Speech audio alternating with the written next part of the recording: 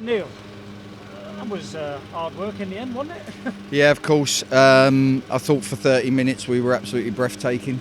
And then I thought that we lost our way. I thought we got really sloppy and allowed them back in the game. But even then you see the game through till half-time, 3-0. And I think the second half becomes a lot easier. And I think the second half was always going to be that difficult because of the goal we conceded right on half-time. And we've only got ourselves to blame for that. How angry were you at half-time, I guess, after such a perfect first 30 minutes? You don't want to know how angry I was. I was so angry. Again, breathtaking for 30 minutes. And if they got back in the game because they changed shape or because they raised their levels, I'd accept that to a degree, because you're never going to have 45 minutes to yourself. But I don't think that was the case. I thought we got sloppy. We stopped doing everything that we'd done to go 3-0 up. We started thinking we were better than we were. And then we don't defend a second phase and we allow them to come right back in the game. Do you feel fortunate then that with all of that you've just said, you get away with it and still win you still get your 3 points on the day? I don't feel fortunate, because I thought our first 30 minutes more than warranted to win a game of football. But the second half was always going to be really tough because they had all the momentum. We were annoyed.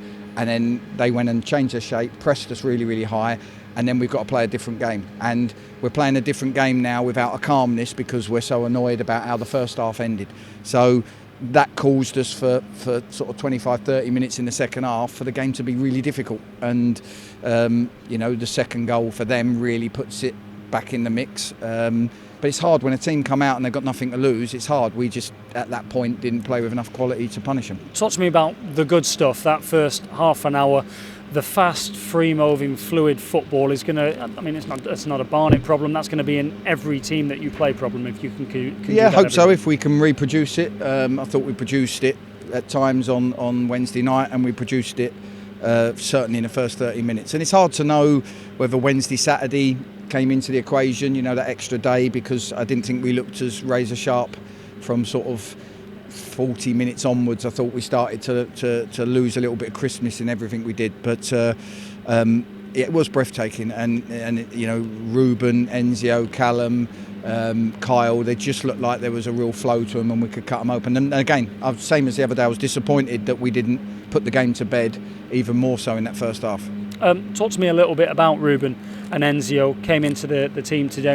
Everybody speaks about Enzio all the time, but how did you assess both of their performance? It's funny because when he was in the team last year, everyone was saying he didn't deserve to be, and now he's not. Everyone wants him in. Isn't that just football? Is that not just? Is that football? Right. Okay. No. Again, we needed to bring a freshness. I didn't hide from that. I knew that. I know the bodies of the players and the sports science team do. Jim. People like Jim and Wes, who put so much into Wednesday night, we knew that it would be hard for them. Particularly, they need that little bit of extra time to recover, to put in a high level of performance. So we needed to change it up. Ruben's been training exceptionally well.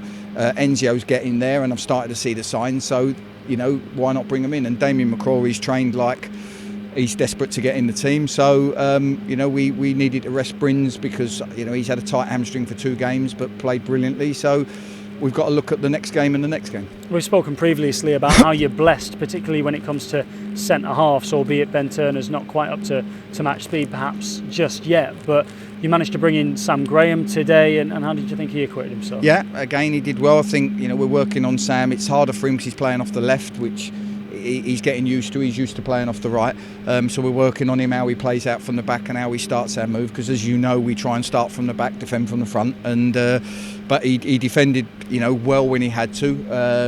And Alex Lacey again missed 2.5 weeks of pre-season, so there's an element of the more you keep throwing him in there, the more he's going to break as well. So we're just trying to keep the squad fit, the squad competitive, everyone deserving their chance to get in the team. And the players that come in today did really, really well. And Michael Doyle, ever young, is the man that gets into the penalty area to put the game finally to bed. Well, 2 minutes before that, Doyle said, I'll just sit and screen and serve. And then we're playing with 2 centre midfielders at that point. And one of them makes a breaking run down the channel and cuts it back for the other one that scored a goal. So they don't really listen to much I say, do they? Cal Roberts okay? He went off with a little bit of a limp. He gets kicked, and he gets kicked from pillar to post. We know that in most games, so I'm sure he'll be fine. But he's going to have bruises all up and down his legs, and the type of player he is, that's what's going to happen to him. As every season starts, it goes from 0 to 100 miles an hour really, really quick, and this one has done that probably with gusto, and it will continue to do so. So how are you finding the fast nature of how games are coming up every few days at the minute? Loving it. We've got to love it. The world's in a mess at the moment. There's not much to smile about. We can't go out and socialise and be with each other and be with friends. So, I'm grateful that I'm in a job. I'm grateful that I'm in a job at a fantastic club, and I'm grateful that I'm getting to do my job, because there's so many people around the country that can't. Good stuff. Well done today. Thank you. You.